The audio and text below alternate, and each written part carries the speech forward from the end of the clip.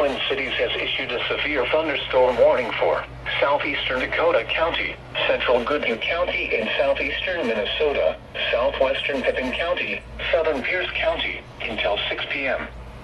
At 5:25 p.m., a severe thunderstorm was located near Welch, or 8 miles west of Red Wing, moving northeast at 30 miles per hour.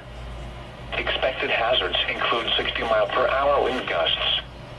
This is a radar-indicated threat. The following impacts are expected. Expect damage to roofs, siding, and trees. Locations impacted include Red Wing, Cannon Falls, Goodhue, Welch, Bay City, Stockholm, Frontenac, Vasa, Diamond Bluff, Wichita, Maysville, and Westalo. This includes U.S. Highway 61 between mile markers 82 and 104. This includes Treasure Island Casino.